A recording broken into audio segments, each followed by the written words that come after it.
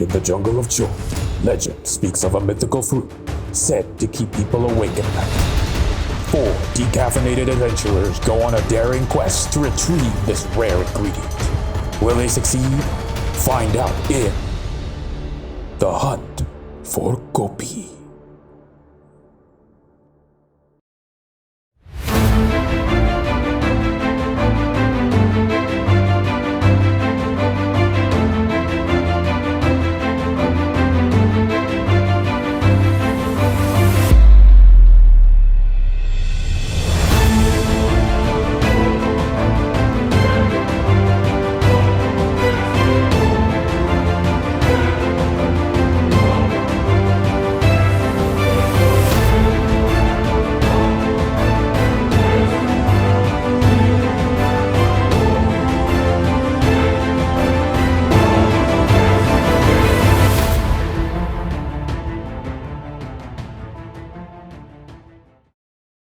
Yeah, we're totally not recording now, right? Yes. Okay. All right. Okay. Good day, everybody. We are coming to you live on Twitch for today's session that we're hosting here at Wild Magic Shop in Sursop. Before that, though, before we get into the game, today's game is sponsored by the Caring Cup initiative from Coffee Bean and Tea Leaf. If you don't know who they are, Naz, you can give a quick intro to them. Right. The Caring Cup initiative is there to support our community, and in this case, we're collaborating with the tabletop community with the Wild Magic Store to highlight the game of Dungeons and Dragons. Dungeons and Dragons. All right. Because if anyone needs caffeine to get through 4 to 6 hours of a game nonstop, that would be the tabletop community. Yes. All right. And if you're watching with us right now, live on Twitch, then you can participate with our live tweet on Twitter for a giveaway. In order to participate, you need to take a screenshot anytime during this live stream, caption it, then post it on your Twitter account. Yes, on our Twitter account.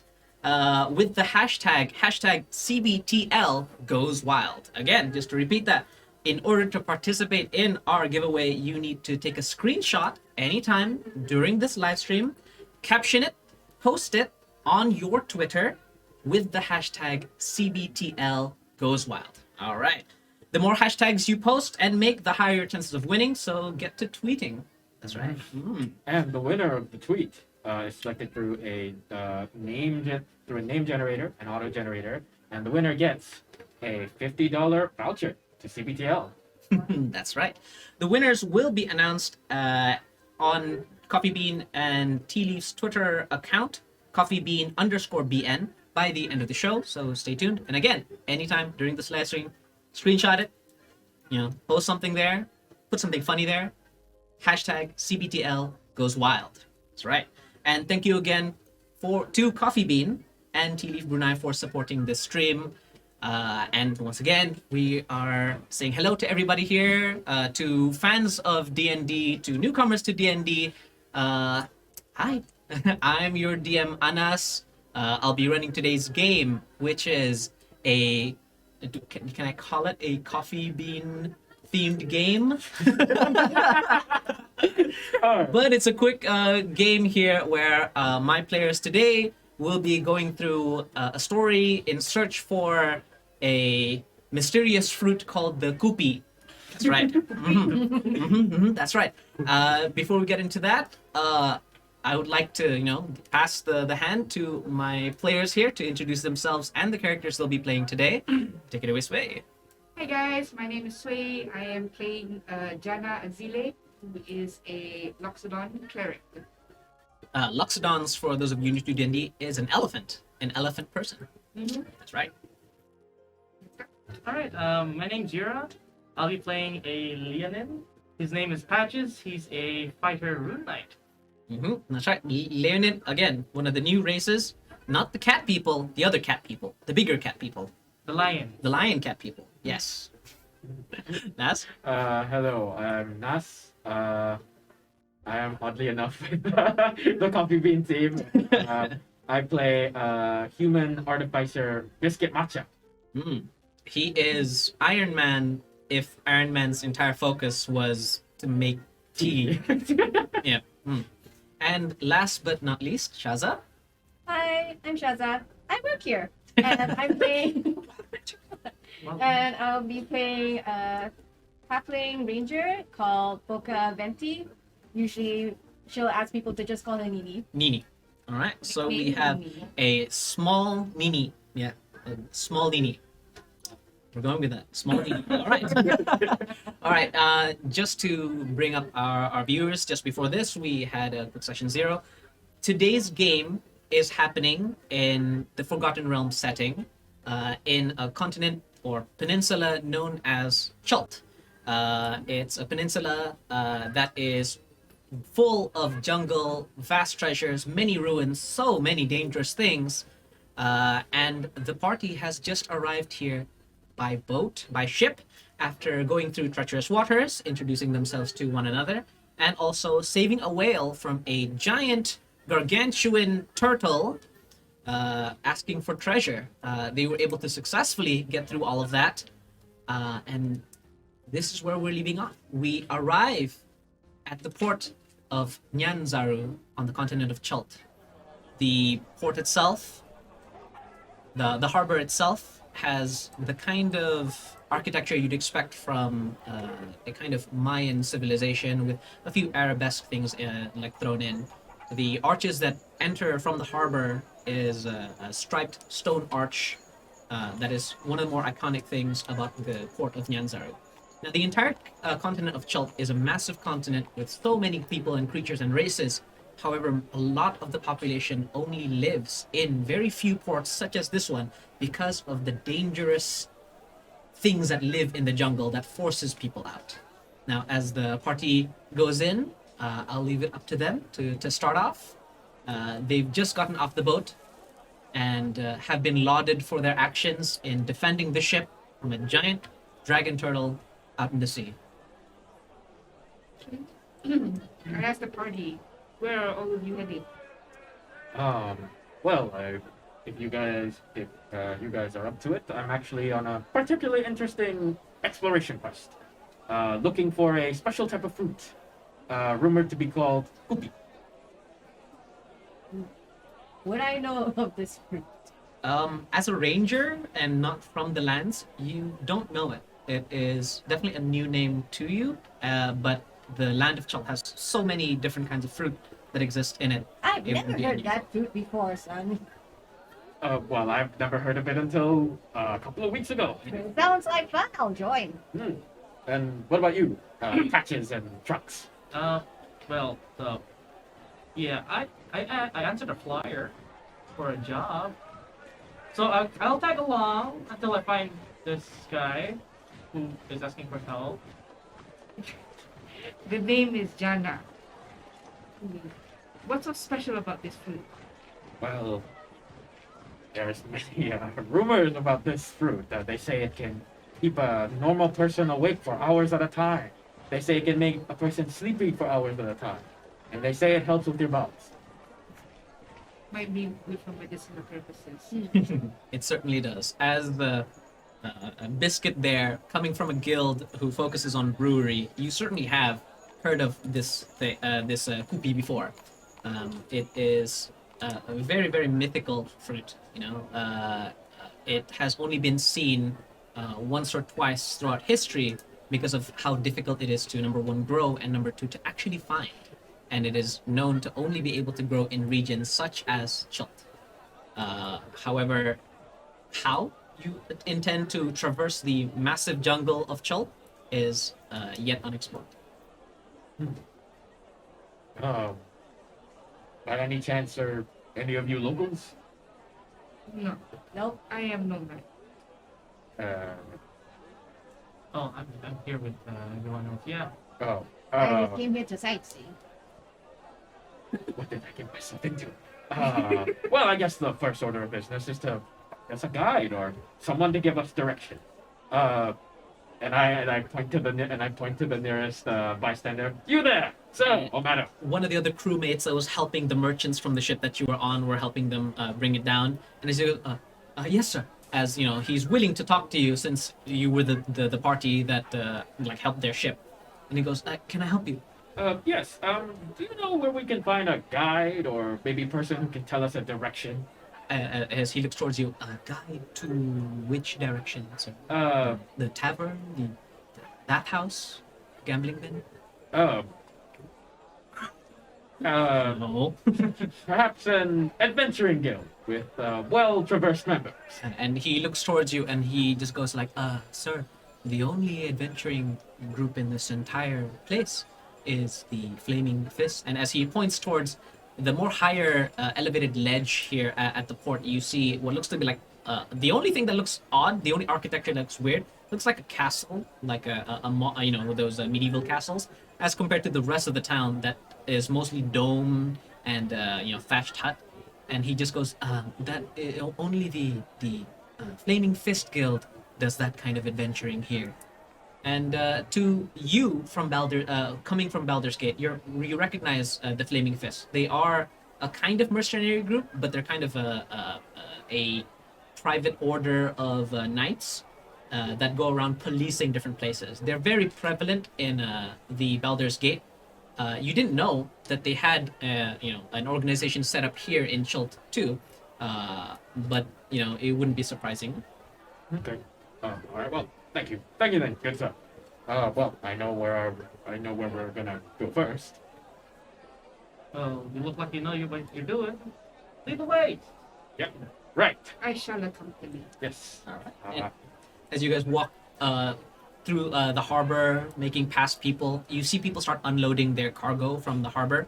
And interestingly enough, so many of the things unloading from the ships that you see, or loading onto the ships you see, are dinosaurs. A very unusual sight in the rest of the Sword's Coast, but there are very small dinosaurs, large dinosaurs of different types. You've heard of the Triceratops, you've heard of the Allosaur, Velociraptor. You can see all forms and colors here. And as you make your way under the arch into the open street area, that sight only becomes more prevalent as you see people walking down the aisle as it's midday. You know, it's a clear sunny day today after the rain that you experienced on the ship a few days back. And you see just giant reptilian creatures just stomp and walk down the street. A few of them caged on their mouths. And We should yet, get some of those boys back at home. as the Look at the tiny size halfling of says that, How big are they? Because I'm like 7.5 feet tall. as the Loxodon, you are big. You know, you are tall, 7 feet tall. Usually you are the biggest thing around and the tallest thing around. You actually feel small compared to these much larger 15-foot, 20-foot often creatures. They just seem to be rolling around, and they're all being used as beasts of burden, you know, with their carriages. Instead of donkeys or horses, they're using dinosaurs. This is the land of Chult. So this is what it's like to be small. That's Welcome to my world. That's a big lizard. As you see, you know, the long-necked, what's that like dinosaur called? The Brontosaurus. Brontosaurus. Yeah, like a young brontosaurus just walks by. As you can see, its head just kind of towering above everybody, and that's a young one, not a fully grown one. Occasionally, you see, you know, it catches you by surprise when you hear the growls and you know, biting sounds of some of the more carnivorous reptiles just pass by here. And yet the people here just go hey, hey, as they, you know, like rein in their own creatures. And the people themselves look, you know, certainly a lot more darker skin than that in Baldur's Gate and the rest of the Swords Coast. It being more further south, in a much more tropical region, everyone's clothing also seems to be not plain or plaid, but very, very colorful, very vibrant. Think baju kurung. All right. And as you all just make your way throughout Port Nyanzaru, heading towards that ledge where the Flaming Fist castle is, you kind of get stopped ahead early on, as it seems like some of the guards there are, you know, making sure that people keep their distance. As the guards just tell you, it's like, "Alt, what's your point of business?" You're still a whiles away from the castle. turn to everyone else, see if anyone's gonna speak. Nope. We're looking for a guide. And as he goes, as like looking for a guide. Tours. Tours. We don't do that. Are you here for healing? Are you here for mercenary? Or are you looking for to join the Flaming Fist? As it looks like this guy's seen so many people every day, you kind of figure this guy's kind of the guy that has to shoo away people trying to go to the Flaming Fist. As he goes, are you looking to join? Are you looking for some healing? What? You guys do healing? And he just, yeah, we're the only place that does healing of the higher order. What is it? Lost limb? Listen, young man. We're actually here looking to hire a guide to take us into the jungle of Chult. And he just goes, permit? A what? A permit. Do you have a permit for exploring the jungle? It's the rule of the prince merchants here at Port Nyanzaru that you need a permit. You have a permit. We do not know of a permit. I got this, and I turn around. I'm going to. I have no idea how fast I can do this. Okay. But, hold on. It's part of my kit where I can summon a tool that I can use. Mm-hmm. I believe it's called. Load, please. Note, please. Load, please. Load, please. Magical phone. Not magical tinkering. The right tool for the job. There we go. The right tool for the job. All right. And I can magically create one set of artisan tools. Artisan tools. So I can create a forgery kit. All right. And so as you pull out your from your suit again, at this point, what I'm imagining here is Biscuit Matcha is in his human clothes, but he's wearing like a backpack. That's your arcane armor. Yes. And so you're just going on. Oh, hold on, and then you and it was like, oh. As you realize you can't forge anything literally right in front of the guy, and he just goes, if you don't have a permit, you can make an appointment with any of the relevant prince merchants, and if you get their approval, then we can talk if you need our help with mercenary work. But we can't help you get the permit or anything of the like. You'll have to speak to them to yourself. Again, this guy looks like he's had to do this so many times. He's had to shoo away so many people. So where can we find these prince merchants? And he just looks at you, and he looks down at the small halfling. It's just, they can be found in their villas, but they do their own appointments. And I know where. Point us in the right direction. And he just goes. We're kind of busy. Come on. And he just goes like, if you go down to the center towards the merchants' ward, just find the big houses. All right. And as you head that way, and he just goes. And she just like stands up again and ready position. Then as you guys start moving away, trying to, and it's like, okay, you have to meet a merchant prince. There's gonna be some paperwork involved, which is the worst thing about adventuring. Yes. Behind you guys then comes in like a small kid again, and as you guys are walking away towards the merchant's quarters, the small child just goes like, it's like, can you help me now? And as the guard just goes like, Oh. I'm sorry. What was this again? It's like, help heal my sister. She's asleep. And she's like, well, why don't you wake her up? No. She's been cursed.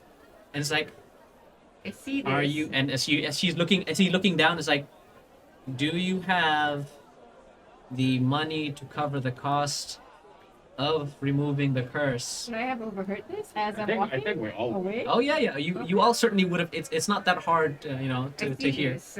And then I go closer, hopefully not scaring the kid. Uh, Just approach slowly. It's like, And as you kind of toweringly just make your way back towards the guard, the small child who is wearing a little bit of different clothing than the rest. Instead of the very fancy outfit, the usual turbans and things like that you'd normally find here, he's wearing what looks to be regular linen clothes, but he's wearing a robe that looks like thatched leaves, like dried thatched leaves.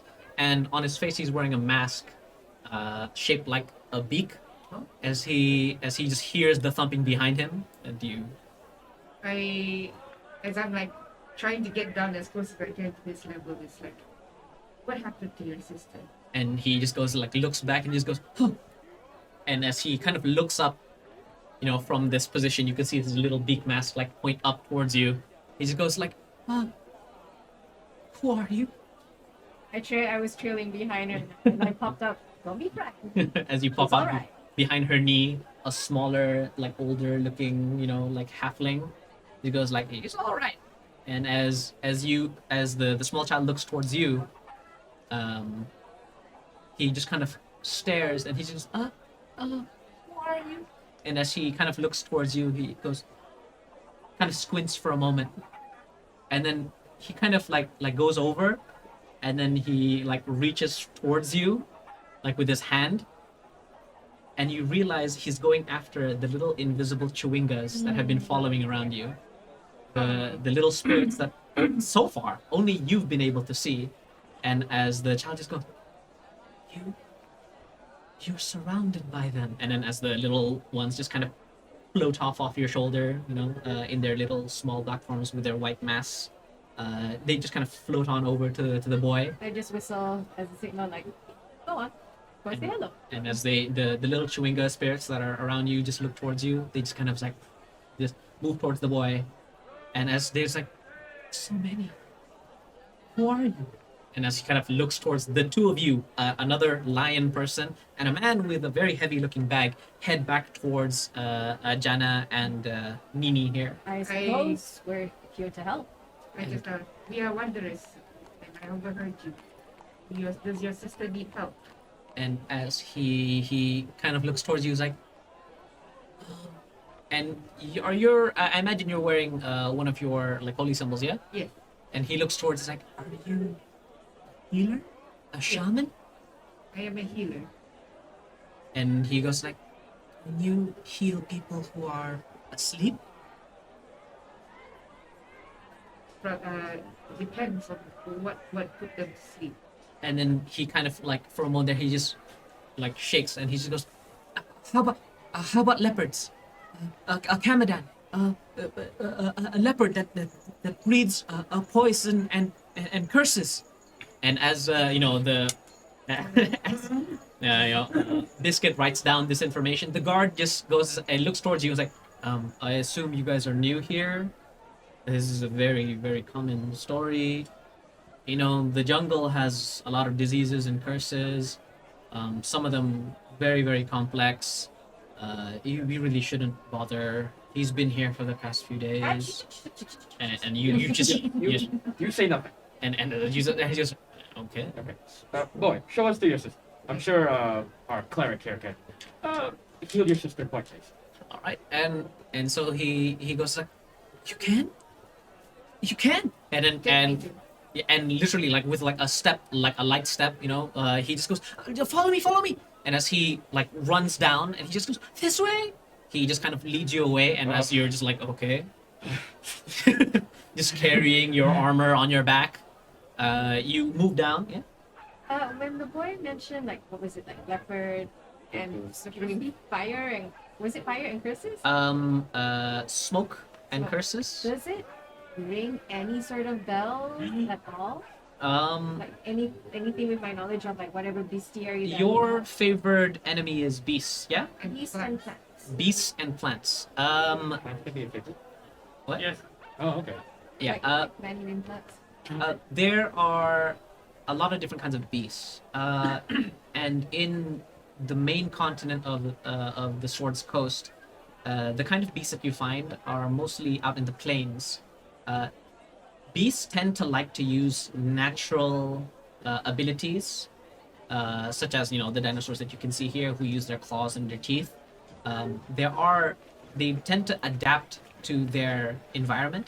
And the kind of thing that is describing here is a leopard, which normally likes to hide and is able to breathe, sleeping gas, or what it sounds like sleeping gas.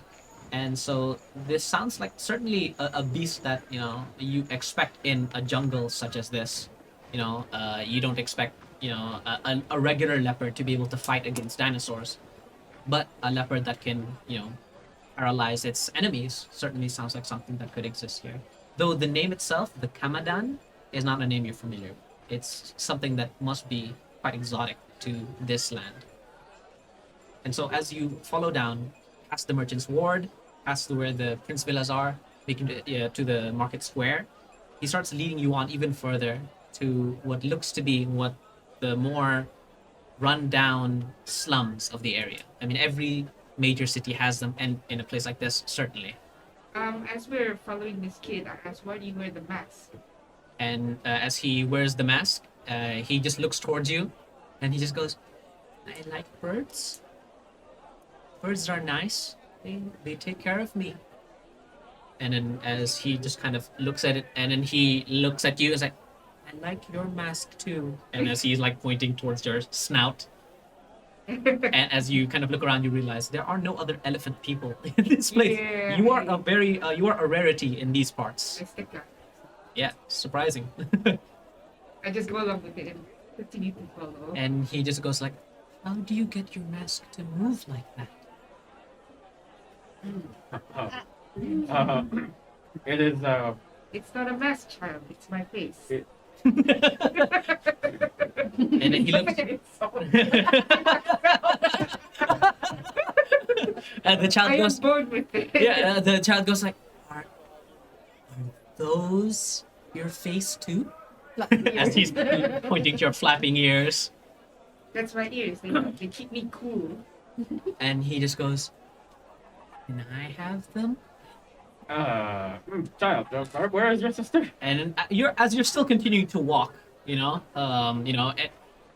looks like this kid has been very, very down in the dumps. And this small moment of hope that he is seeing here, people are willing to help, especially after seeing a shaman with unique facial properties. He seems to be very hopeful at this point, and so he's very much welcoming. And so as he calls you over, as he goes, it's like, "Okay, just follow us, follow over." And the slum area here is definitely much further in. It's closer towards the jungle itself. And it's only when you realize that you've passed by the walls of Port Nyanzaru that you realize that you really, beyond, the other settlements in the area. As you can see the waste pit far over, in the humid, wet air of Port Nyanzaru and this climate, the smell of waste is horrible, and it wafts itself over, and it really does bother you. But he just continues to say, we're over here," as he brings you to like a it dirt only hut. occurred to me. Sorry. It only occurred to me. Wait a minute. You said birds took care of you? And he looks like, yeah, they take care of me. But then when we got attacked, they had to run, and then the only place I could go was here, that was nearby, and they don't go to this area. And Wait, so you don't live here? and then he looks towards you and is like, "No, we don't live here. The people here are so mean. They're not like the bird people." I tilt my head like, your bird will fly? And then he looks towards you. "Of course birds fly." And he's kind of looking at you like you're the weird one. How big of a bird are we talking about? My size? And he looks at your, like Leonid form, and he looks into, yes, but they're a little bit bigger because they have, and he's like making the gesture of wings. Your sister. Like, is it just you and your sister, or do you have parents? And he looks towards, it's me and my sister, but then we have our family, the bird peoples. They take care of us really well. Is But then I don't know where they are. And he kind of brings him back self to this point where he's like, "Oh crap, I'm alone again." right. To the sister. Yes, to the sister. And it doesn't take you long until you reach the hut. It is a hut by, it looks like one of those thatched huts that was kind of brought over when, it was broken from the indoors and they just threw it out, and he just kind of used it as like a makeshift tent. It's still got some, smell of waste on it. But as you get closer and the muddy area outside, you can see the expanse of the jungle right before you.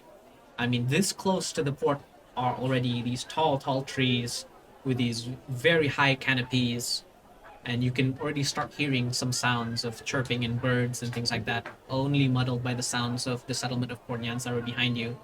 And as you get into the hut, Can I even fit in the hut? you cannot. I'm outside, like, Fit is relative. I mean, it's literally just like a makeshift tent. It's not even got like a stick holding it up or nothing like that. It's just.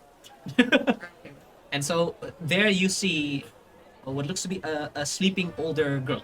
wearing the same kind of clothing as him, but then she looks a lot more, uh, let's say, she doesn't look like she's been eating well, and it kind of looks like she's been dragged through the mud. Okay, so I get closer to her. I'm assuming I'm outside of the tent and I just lift it up a little bit. Yeah, you can literally just lift the tent and. Just lift it up, like, oh, okay, I see her. And so as he looks at you, hopefully, he's like, "Can you heal her?" I want to do an inspection of, like, if I can determine what's her symptoms, what's Alright. making her sick. What is immediately that you can see is that she's comatose. Okay. Like the moment you grab her pulse, it is incredibly low. You can see that she's in a moment in starvation. Her body is cold. It looks like she hasn't been warmed up properly. The most severe thing right now is she looks like she's starving. You can see the dry, cracked lips. But then make a medicine check to kind of insight further into this. Okay. Alright, first roll of the game. Hey. Right, for those of you not familiar, we have different skills in this game. The players have, and their characters have different skills. You roll for those skills to see how well you succeeded or failed in this game, and your result is 15. 15. All right, and so as you look a little bit closer, you kind of remove the thatched robe that she's wearing, and you see she's even more frail. She looks like she's tough. Like she's definitely, there's muscle under it. So she must be quite. Other than this circumstance, she must have been quite healthy. But you don't see anything that would be immediately indicative of a comatose patient. It's not like there's any bruises around her head, no bumps, no nothing. When you hear her breathing and you can smell her breath, other than the rancid of being in starvation, you don't smell anything that normally would be attributed to any kind of poison or things like that. And nothing that attributes to a curse. Like the Um, kid mentioned. When you think of all the things it could be, whether it's medical, you don't think of it. The only thing that's left is magical means, and in this case, very likely, a curse. Okay. I would like to cast.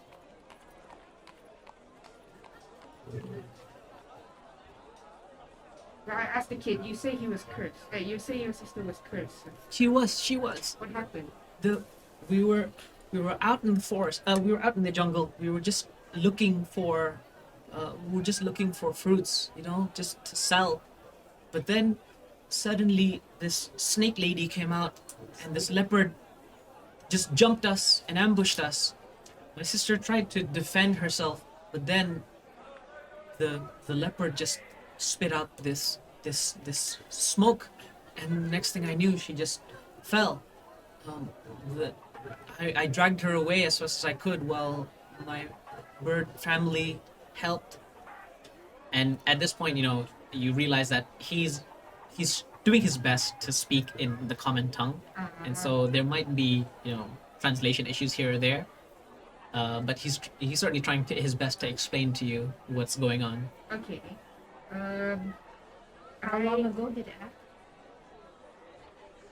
And she, from your medicine check earlier, you feel like she's definitely been like this for a few days now. Your best guess maybe 4 or 5 days. Oh dear. As she tells you the same thing, it's like I think maybe 4 days.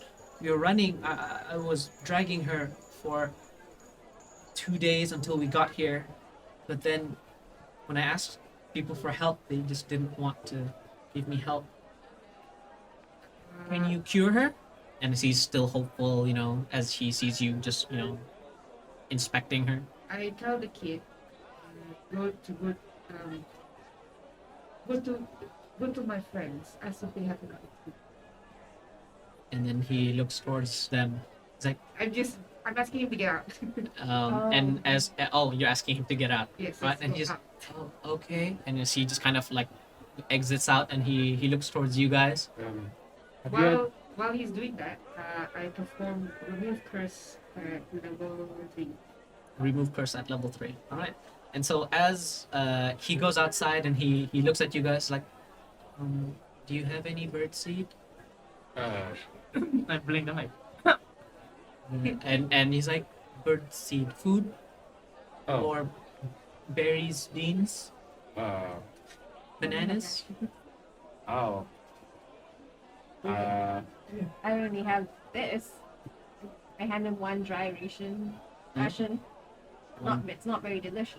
Right? And he just goes like, and then he just goes, and he just kind of like it's a dry ration, so it's salty. It's for a little kid, it's just like, you have anything better? And during this meanwhile, while he's trying to get food off you, you realize that Jana is, trying something there inside the tent, and as you make your remove curse spell, you're having a little bit of trouble kind of channeling it, but it does go through, and you can feel your magic just kind of flow into the sister, but it almost sucks in the divine energy that you're like transferring over. I would like you to make a wisdom saving throw. Wow, you're getting the first rolls. Wisdom save. Okay, I can do this. I'll try and hand the boy. Wait. Can I still see her? Yes. Does she look like she's having difficulty? Well, technically, you're with the kids outside. No, I don't see. Can I cast guidance on myself? If you called it before this, then yeah, then Okay, so yeah, so no. Okay, come on. 19 plus 6. 19 25. plus 6. And so as your the thing is, when you try to cast these kinds of spells, understanding of the spell, understanding of the curse itself is really, really paramount. And so what you're trying to do here is you're trying to cast a kind of blanket curse remove spell here. However, as you try to do that, almost as if, it's reacting, the curse itself is reacting to your attempt to break it. You can feel this sharp pain just hit, through the front of your brain to the back of your brain, as you just and then you almost like your eyes lose their weight. Your heavy body suddenly feels so much heavier as you just. I have a passive perception of 17. Do I see that? You kind of do. As you see, just like and you see her just kind of tumble.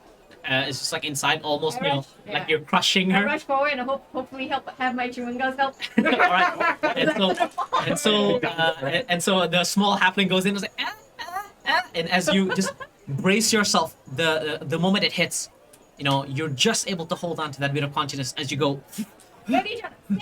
Ready. And you see Mocha Venti here, just like holding you up, it's like, and you felt that just part of the curse just kind of relapse right back into you. It is certainly very unusual. What happened?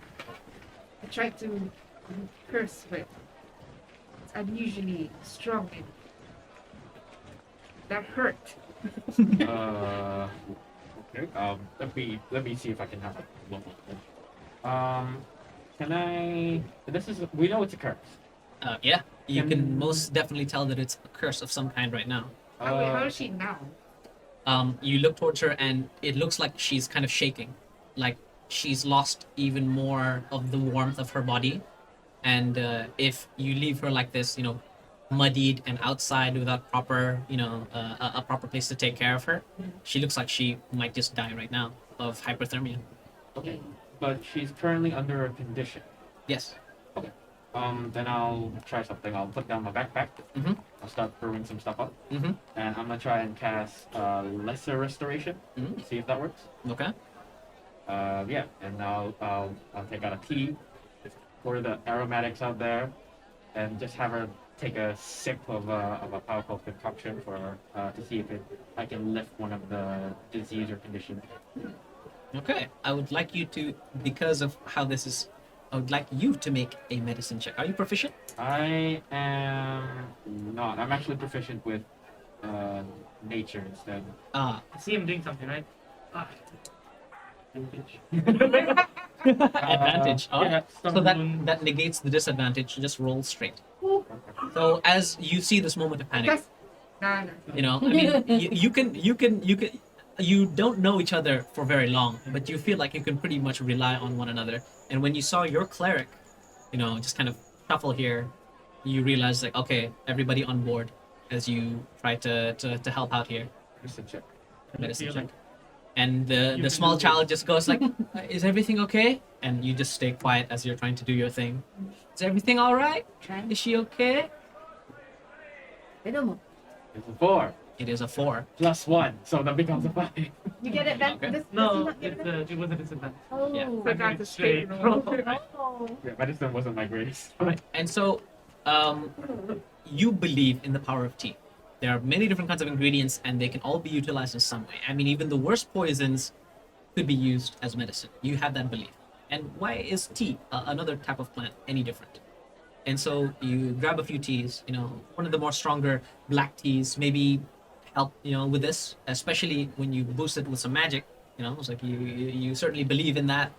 In science! The science of tea. The science of tea. And so you brew it up using your arcane armor, and as you prepare like a steel cup for her to drink out of, you realize, it's like, okay, she's comatose. How do I apply this?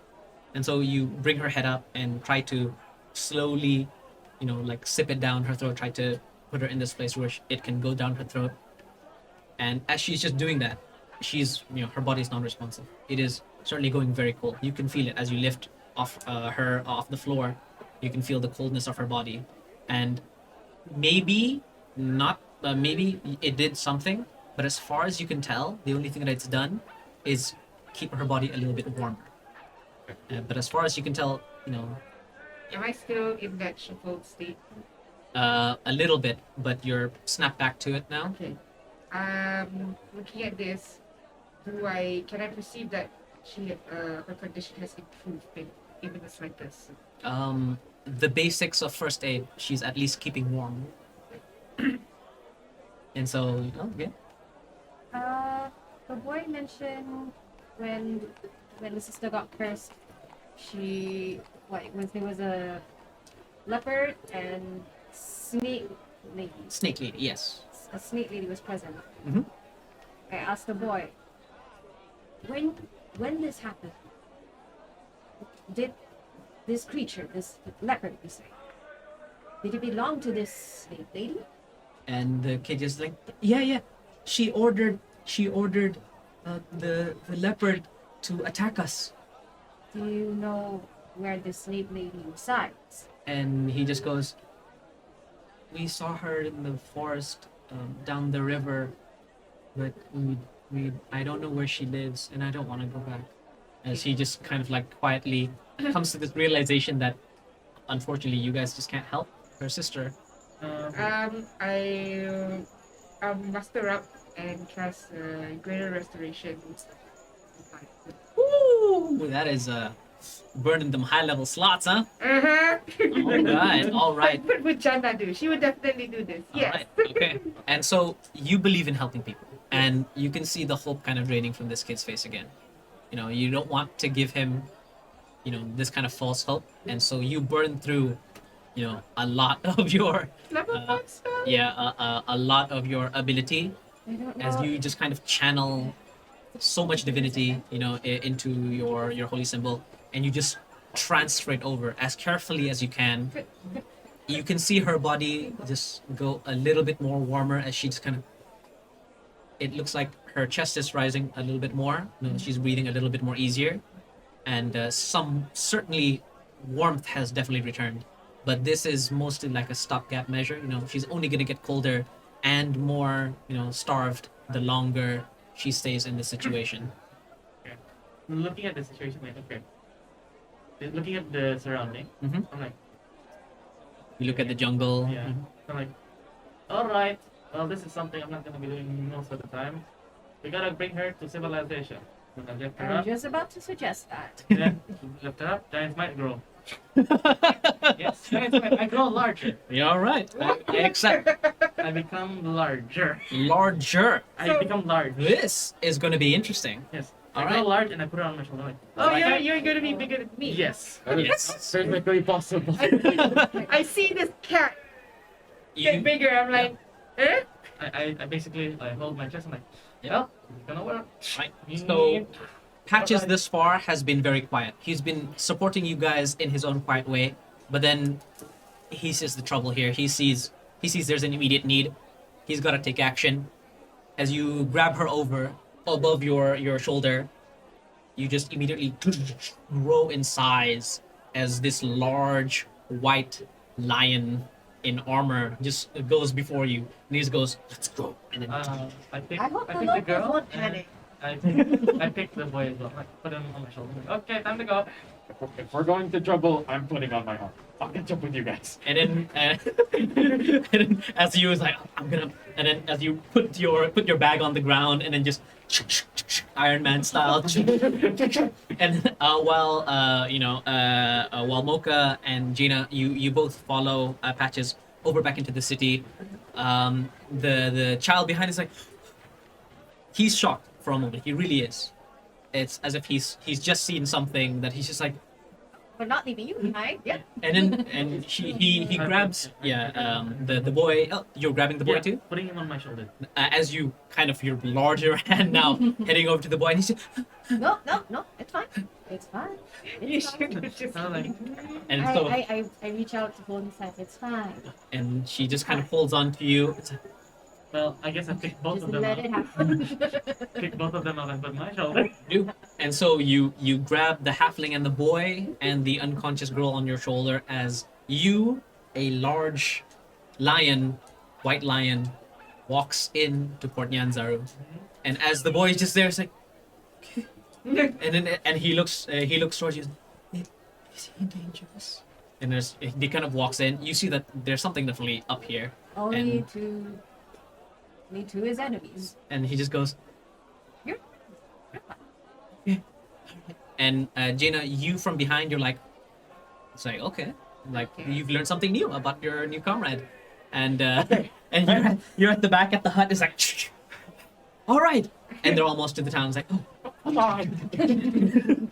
as you're clanking, you're lightly clanking in your mithril armor, going, He's slow, so I'm like pacing backwards You are? because like he's a big guy. I can see him from far away. Yes, yes, you can. I'm waiting for him. yeah, and whilst technically the two of you are behind there, as Patches and Mocha enter the village, you immediately hear grasps of, and people just going, oh, what? And panic. Just through. and as you wave, people start going into their houses. The people start hiding behind their dinosaurs. Imagine that you have to hide behind a dinosaur. And then and as you kind of walk on over, just like. Is there a doctor here in this village? Nobody responds. Everyone just starts scouring into their own homes. Do And so I you go, see that one guard? he was a whiles away. He was a whiles away. I'm gonna say, from the slums area, the people in the slums are definitely not gonna want to talk to you. They've run away. They are terrified for some reason of you, and so yet, they're terrified of a large cat, but not of a 20-feet dinosaur. exactly. Oh, yeah, interesting, right? Yeah. And so as the people in the slums just scour away, and you pass by the gate and you meet the central area, people just start shouting, and they just goes like, run, as if they're panicking as they're seeing something, Yeah, and a few other people started coming out with pitchforks and pitchforks and torches as they go, ah! Nothing to see here. Nothing to see here. And as you catch up in, nothing to see here, nothing to see. What do you do? Do I really just want to do this for the sake? It's still a long way to the flaming fest, right? Yeah. I guess comic bullshit. See this? I'm like, dang. You're burning through those cell spots. All right, and so you cast it's like, and you see this panic. I see the pen. I see the pitchfork. So I'm like, And, it's like, oh. and literally people are coming out with pomarang, with like torches. A few people come out, coming out with like pit, with like a blow darts, and she's like, no, wait, and you just expands the area with a calm emotion spell. That's yep. Yeah, I think as long as we're passing by, she's and immediately with the knock-on emotion, I'm just gonna twist part of the bottom of my backpack, and like in my sphere of radius, I'm gonna hypnotic pattern people within the radius. So Just trailing behind. okay, so Patches. literally a little device comes out from your arcane armor, and it just goes. You see nothing. You see The Men in Black one. Nothing to see here. nothing to see here. Nothing to see. And I'm gonna say as a combination of your two's efforts, people just go like, say, okay, Just continue this now. all right. And then like the ones holding the torches are like, torches for sale. And as the area calms down, they seem to largely be ignoring you at the moment. Maybe because you're literally right next to a Men in Black neuralizer And then you for have the this moment. elephant in front. And you have the calming elephant just people go. down. It's like calm. Like an elephant. Nothing to see. Are we gaslighting a town? Yeah, okay. Anyways, so as you head towards the Flame Fist area, making your way towards the Merchant's Ward, again, calm. It is a weird moment where every new block you pass by, you hear, and it's like, and you can continue to move down. However, as you pass by the Merchant's more, luxurious area, entertainment area, the bathhouse and things like that, you see a tavern nearby with what sounds like a lot of running dinosaurs within it, a somewhat large tavern, and you hear it's like, "Just unhelp me!" And you hear suddenly somebody get thrown out as he goes. And you see what looks like a larger portly man with like finer looking clothes, definitely not of the area, not of the region, and it just goes like, "Do you know who you've just thrown out?" And as he looks over to you guys, No. and then he goes, "Oh my," and he just goes, I love the Were-Tigers. I've written a book on you. Please don't hurt me." Relax, man. He's the nicest person. He's the nicest person here. I picked him up. You help pick him up. He's a larger man, and he just goes like, thank you, my fine artificer. And he just goes like, "Aha, yeah, I see. Not Were-Tiger, Leonin, yes. Just bigger than the normal sort." And as he looks at the unconscious girl, he's like, "Are you kidnapping that young lady?" No. We need help. And he just goes like, "Help? Oh, well." And then he kind of looks back at the tavern, and then he looks at you, who's currently in the middle of casting your calm emotions, and he just goes like, "Well, if you don't mind, the outside here is nowhere to talk. Please come inside me, especially you. Yes, my Loxodon cleric friend. Come in. Who are you? Apologies. I have not introduced myself. Volothamp Gedan, of Volo's Guide to Monsters. You can call me Volo." My eyes widen. I've been looking for you. And he just goes, it's like, "Do I owe you money?" I go reaching back to my back. I have a flyer that belongs to you. And as you bring out the flyer you've been carrying, the reason you came to Chult is this flyer and ad for Adventurers Wanted from a Volothamp Gedarn. The flyer itself was very old, it seems, and it had no reward at the very bottom, but you thought, hey, might as well, right? It's a renowned name. And he just goes like, you answered one of the... Oh, yes. Welcome, my giant Leonin friend. But again, business later. Come inside. Can I roll insight? Can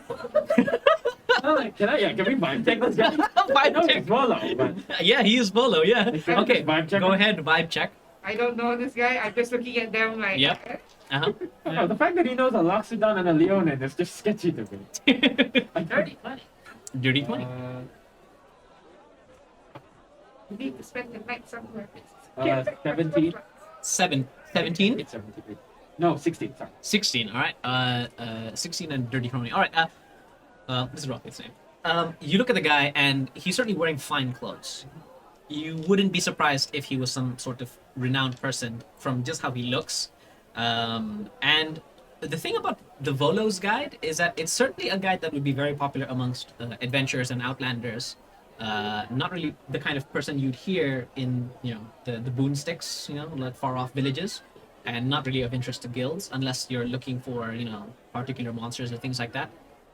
However, to you, most definitely, Volo is an expert in his own mind, but he has written a book with several revisions that has been outstandingly useful for many of the adventurers and merchants across the Forgotten Realm.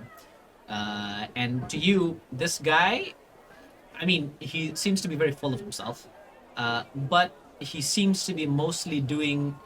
He's throwing his rank and nobility around, and that's not really something you fake. We're heading towards his camp. You're heading towards that large tavern with the sound of large, like hooves just stomping in the back, and so Can't fit that door, can we? no, Of you course cannot. I can't fit that door, can I? Oh wait, no, wait. What am I thinking about? Yeah, the both of you can fit. Oh, Yeah, 'cause- Oh, yeah, it'd be weird for a tavern to have like large dinosaurs in it Yeah. and them not fitting in it. Yeah, there would be another entrance, but yeah, for the most part, you guys would be able to fit in. Yes. Go in through the window. You're large, and as you go in, just like as the two of you just Just- Well, I put both, three of them down. Yeah. Okay. all right. Okay. And as you carry them in, first of all, the guard there who just threw him out just goes like, "Hey, I just threw you out," and then he just goes like, "Oh, yes, you did, but come on, we are friends." And as he looks towards you again, and he just goes, effective range. Oh, yes, come closer. And as he waits for you to get closer, yes, we are friends. And as almost as if he's aware of the spell calming emotions. Okay. And then he just goes like, come on, for old time's sake. And plus, I'm here on business. I'm not gonna be here for any of the betting. Calm down. And so he's just like, all right. And then he lets you guys in. Was like, thank you, old chap. Come on, drinks on me later. Come on. And as he brings you in, he's like, come on. And he brings you in. It is a tavern of sorts. It is, as you go inside, there's a large field, open field under a large canopy tent on the inside, where you see what looks to be a race happening, a race full of dinosaurs inside. However, for all intents and purposes, it is a tavern of sorts. And as you're inside, they go in and he tells you, he's like, okay, so drinks all around here. So what can I help you with? Can you cure this girl? And he just goes like, oh. Apparently she got cursed. Cursed, yes, cursed. He goes, happens all the time here. Curse here, curse there. Disease here, disease there. Okay. Well, if it's a common occurrence, can you tell us how to fix it? Well, that's just it. That's the problem with these sleeping curses. They all look the same, but they tend to be casted in very, very different ways. It's by a snake lady, or so this boy. Yuan Ti, yes. Oh, dear God, a menace in this entire jungle. Horrible creatures. Unless you know any Yuan Ti. No? Oh, they're horrible creatures. It has no place in any civilization. And he just goes like, oh, well, you see, the sleep curse. Unfortunately, I can't really help you. It's not one of those types of curses that your regular old cleric from any, of course, reputable temple might be able to cure. This region certainly does not treat curses the same way. We're in a tavern filled with racing. Yes. Hearing what he said, I had been misled. I'm gonna daunting roar. What? Right, roll for intimidation. Anything within 120 feet Oh my. Oh. have to make a Constitution saving throw. Ooh, What? this is fun. Monster. Wow. Ooh, all right. No, halfling. Okay. 120 feet. Yeah. All right. How are you guys doing?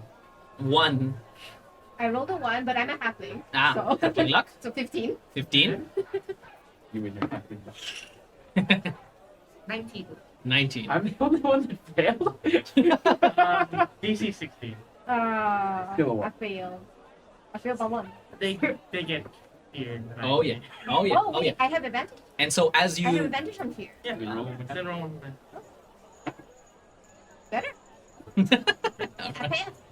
all right, and so as you hear this, and once the child and the sister has been like laid down, you hear this and you're like, it's like, oh, you came here for opportunities, and this guy is straight up just scamming you.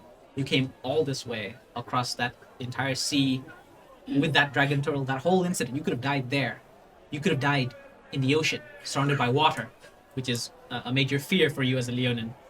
You slam down the table and break through like the surface of a table as you stand up in full giant form, as you scream and shout out, "Whoa!" As it echoes throughout the entire tavern. The dinosaurs stop. The people around faint, and it goes silent for a moment. And suddenly people just go, "Ah! Ah!" As they all, just start moving around. They start like running away, and then Volo there, he just goes like, "Oh, no, he's not a were-tiger. No. And as it's like, oh dear goodness, I can explain everything. Please, just try to keep quiet. We're trying not to attract attention. I can still help you. Have you ever heard of the Kupi? It can solve a lot of these problems. Like just stay quietly." And as you hear that, the boy then also just kind of frightened there. It's like, that's what we were looking for. And then, during this entire commotion, suddenly another voice starts coming out as you hear a lady's voice. Just kind of suddenly just goes, "Oh, Volo, up to your old tricks again." And as you look over and you see a woman, much darker skin, with two, again, how do I describe this as a little bit more safe for families? One of them looked like Beyonce. The other one looks like, let's see, who's a really hot African American actor? Halle Berry. No, that's a lady. A dude. Oh, dude.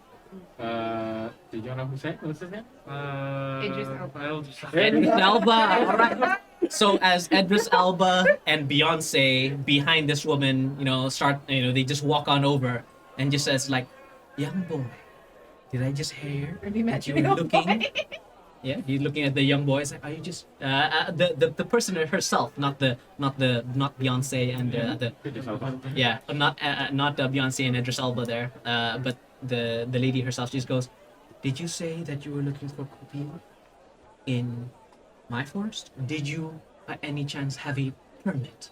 And then it just goes, it's like, "Oh," and he just kind of looks towards you, looking for like any kind of salvation. It's like, Okay. I'm going to assume that this is a prince merchant. judging from the amount of bling on this person, the kind of gravitas that she's carrying around, and the fact that she did not get intimidated from that giant roar. Okay. I was like, "Excuse me, miss. You wouldn't happen to have Kupi on you, would you, right now?" And she looks towards you and just goes like, "No.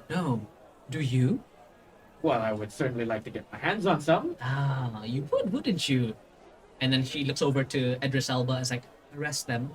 And as the Idris Elba just goes over and brings out a cuff, the chain links for the child and the sister, who pretty easy. He kind of did it like just when no one was watching. You did it without no one was watching? Yes, I can explain it. I'll explain it to you later. And then as he just goes like, "Yes," and then as he goes over to you, you can kind of look at this guy and you're like, "Oh, he's so charming." So he chained the sister. What? He chained the sister. He chained the Where's sister. She's unconscious, yeah. And so he just looks towards Biscuit there, and he just goes, he's like, and he's just like, "Oh, he's so charming." I go to this. I go to the Am I lady. charmed? What? Am I charmed? You? Are you? Wow. Well, say that. Yes, let's do this. Boots of the winding path. All right. I'll jump in behind him, I have no idea how important this guy is. I don't know how important Idris Elba is, but I'm gonna I'm gonna do this either way. Again, Who's- our apologies to Idris Elba and Beyonce. We love you. Who is the closest to me? But I have no idea. This is as 15 this feet. is happening, I just walk gently towards the lady. The lady to Beyonce. No. The actual lady. The actual. Oh, the Prince Merchant. Yeah. Yes, I say. The Merchant Prince. Sorry. Yeah, the Prince Merchant. Yeah. Oh, that's a guy or a girl? It's a girl. It's a girl. Princess Merchant. Princess Merchant. They're all called, Prince Merchant. you know, Prince Merchants. Okay. I That's after like I go towards her. It's like the girl right there. She's in desperate need of care. And she Where will you be taking her? looks towards you. It's like there are lots of people who need care. This is quite a common thing. Very sad, but they did break the law, and if it weren't for the laws, then we wouldn't have a society. They'll be sent over to be handled by the children of Uktao, and So you know. they deserve to die just for breaking a simple law. And she goes to tell you, is like, were you planning on going into the jungle? With a Do you- permit, yes. Do you know how dangerous going into the jungle is? Do you know how many people would willingly go into the jungle attempting to get riches only to die a short and very painful death? But these are children. And we They have weren't to do there to nothing. find any riches. We just wanted to help these kids. And if they had gotten the permit, then we would have been able to provide maybe merchants or tour guides at the very least to help improve their chances. And yet, they explore on their own and they get into perils on their own. Did they know they were supposed? Did you know you were supposed to get a permit, boy? And then he just like shakes no, See? Ignorance. and You can't fault him for not knowing. he she looks over towards you and just goes, ignorance is not an excuse to ignore the law. Of course, but again, he did not know. And then she's at this point just like, are you defending these criminals? And as she's like, just kind of, the other two, Beyonce and Idris Elba, they're just getting ready to, it's like, just getting ready to arrest everybody. I'm dancing around Idris Elba. You're dancing, it's like, whoa, it's like, whoa, as you're, like kind of dodging them. Whilst in the meanwhile of that, Bolo just goes like, oh, come now, Quayothi. Come now, Quayothi. You know me. I can vouch for these. I have a gentleman here who's here under my instruction. I show her the flyer. Show her the flyer. I roll my eye, like, And then you show the old flyer. It's like, yes, see, this is an advertisement for work. And come now, Quayothi, you know I have a valid permit under you. I have not used it effectively until now, and I may have won it in a betting game, but a valid permit nonetheless. And these gentlemen and ladies, they're here under my contract. I believe that should be legally binding. And so Quayothi just looks and just goes, are the children and sister under your contract as well? And he just goes like, of course! And he just, oh. I stamp on his feet to say. And, and just goes, oh, and it's like, yeah, yes. And it's like, so you had the sister's approval to bring an underage person on this dangerous trip? And he goes, yes. And it's like, the comatose sister was able to communicate to you and give her approval? And he's like, would you believe it? Yes. Oh my god! And so she just goes like, well then, considering the fact that you've interrupted my day off today, how about this, Volo? I don't arrest your contractors here. And you know what? You're here to help these young children, no? And his voice like, of course, sir. All of humanity. And she just goes like, well then why don't you find the Kupi for me? I've been looking at for years, and I hear the boy, I just happened to overhear that he actually may have met someone who might have it. It's like, we were looking for it. Does it look like... And then he kind of basically just shapes it with his hands, and he just uses this. You know, like a heart shape. That's for the screenshot. Dang it! Dang it! Don't forget, screenshot anytime. Captions. And so he gives a rough heart shape, and then she just goes, "Oh, so you have seen it?" And Volo's like, "Of course. See, I told you, Coyote. My contractors, they're brilliant. The brilliantness of a child with his sharp." And he sees the big bird-like eyes. Right. So if we secure the copy, our debts are settled with you, Miss Coyote. And he just goes, it's like,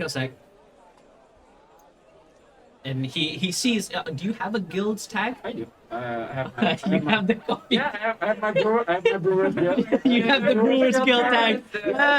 Yes. You have the Brewer's Guild tag, and he looks towards you and it's like, representative of Brewer's Guild from which? Baldur's Gate. from across the Baldur's sea. Gate. Wonderful. Killer trading partner. Many things from us. And he just goes and looks towards them and says, excellent. So, I think we have an agreement. You find the Kupi for me. All is forgiven. And of course, we will be able to help this sister who is in her cursed state and hear her say that she has given permission for Volo to contract this young child. I turned to Bolo. I'm like, And then Volo just like, I looked at him like, and then it's like, so, and he just like, excellent. And so in 6 months we'll give you the Kupi, no problem. 3 weeks. And it's like 3 weeks. Coyote, please be reasonable.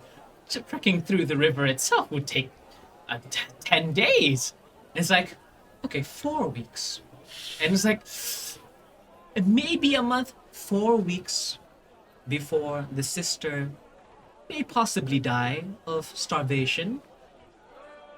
I think it's reasonable now. And then Volo's like, 4 weeks it is. And then she just kind of goes and leaves. And Eldris Elba, Beyonce just look back and it's like, very, very calmly, it's like, thank you for that. As he just walks back. Looks good. The moment they turn away, I see something very rude and halfway.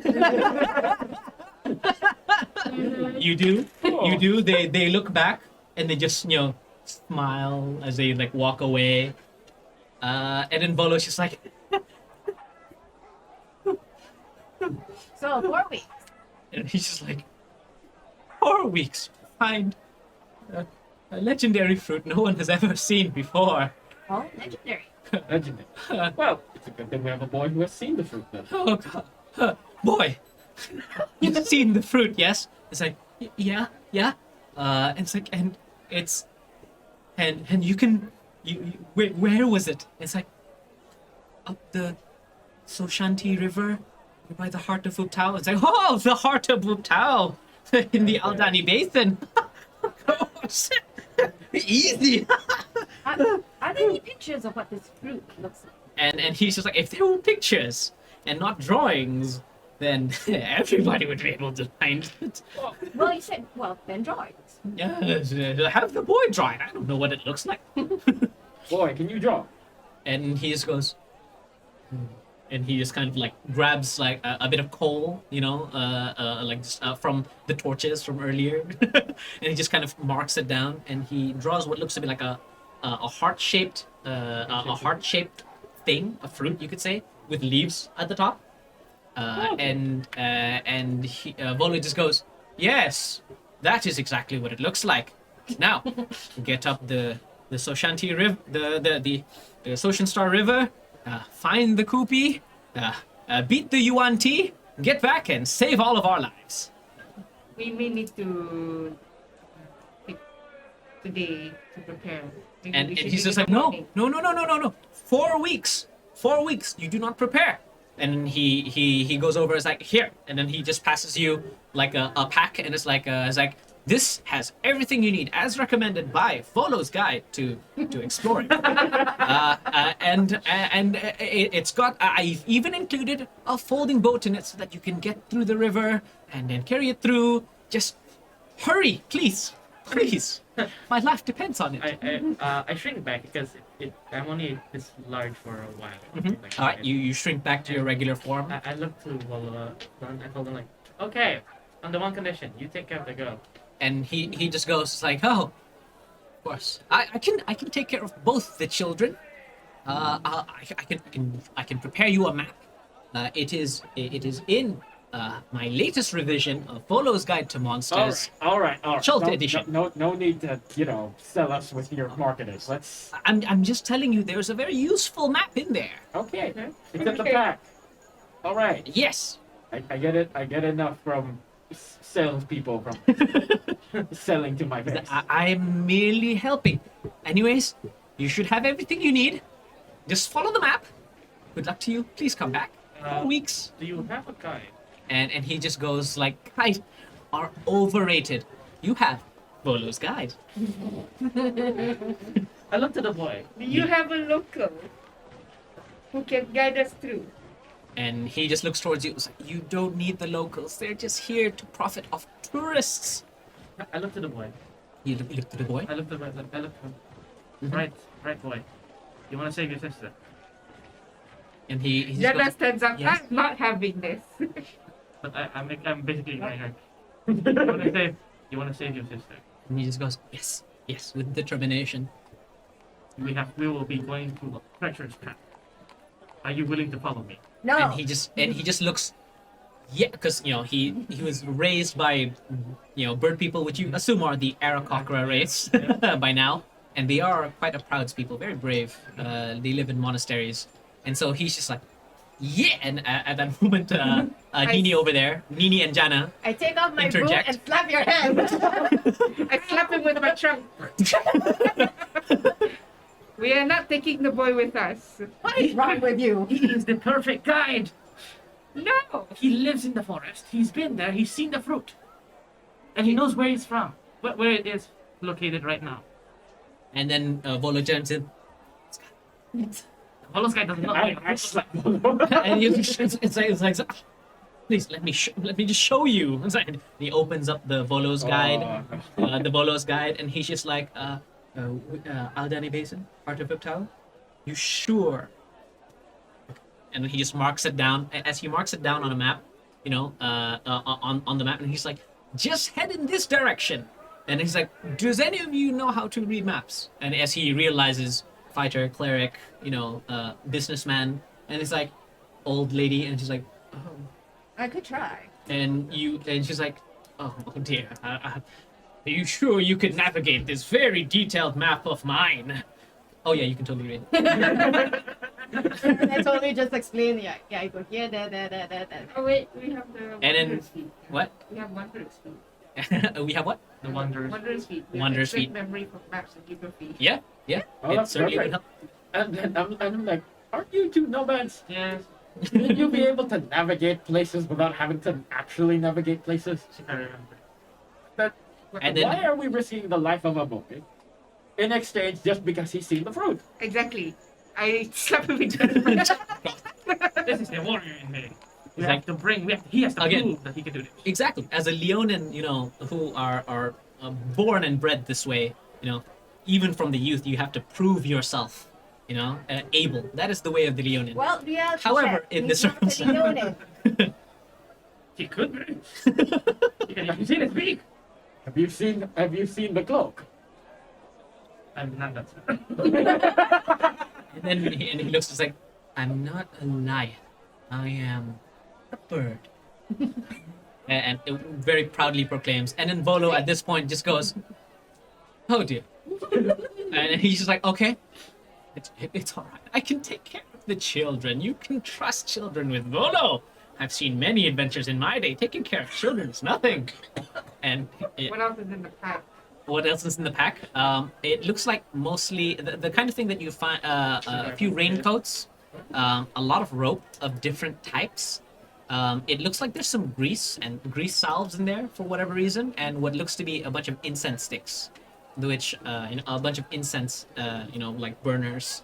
Other than that, the basic raincoats, a few towels, tinder, that kind of thing. Nothing you wouldn't already have in your beginner's starting equipment.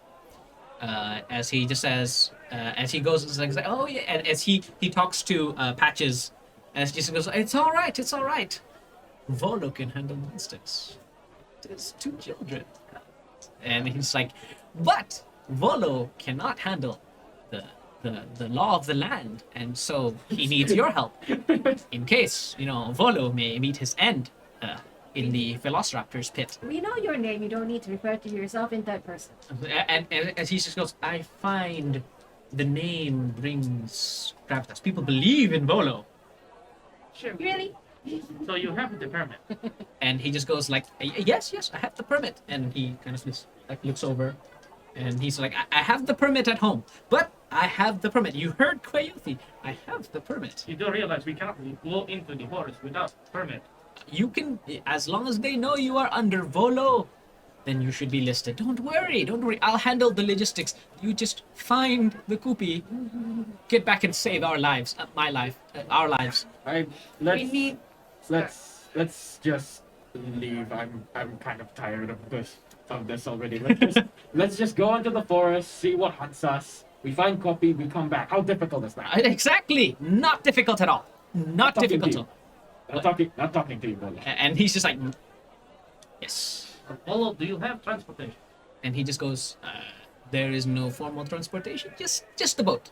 Just use the boat. Is it the boat? Strong people like you will be able to row the boat up the stream, no problem. Water. Yes. We have it. We'll roll. You see Patches picture. Yeah. Of all the things that could have scared you this entire time, Idris Elba and Beyonce menacingly looking at you with their charms and wiles, dinosaurs and T-Rexes. Water. Water is the thing that gets you. You're fine, Patrick. We have it. River running water. Yep. And it's like, yes, that is what a river is. Is there water? Several. I went over to Jana and I asked, Jana, if we are to leave the children in his care, do you have anything that could somehow preserve their life? Burning cells. Oh, the cleric for the win. Lord. You are correct. Death Ward would I certainly got be Death effective. Ward. Yes, you do. I do. Do you have the level to cast it? Yes, I do. The Burn. last level 5 spell. Burn. It's a level 4 spell. I got 3. Okay. But I still need to rest. All right. And so as you cast the Death Ward on the sister, you just have faith that she will be taken care of by Volo as best you can. As you head out of the Merchant's Ward and see several more people just going as they see you, the Leonian, suddenly go smaller and it's like, you still have no idea what's going on there. By the way. Not a weird tiger, people. It's Yeah. not a weird tiger. Get over it. And he just goes like, "Bukan orang Hmong." And as some of the people just kind of walk over to you, is like, "Bukan orang Hmong." Back si biasa. Ow. I listen to that. I know. It's okay. Hey, have some chamomile. He calms you down. It actually helps. It helps. It's nice. Yeah. It's humid out here. It's actually quite nice to have some tea.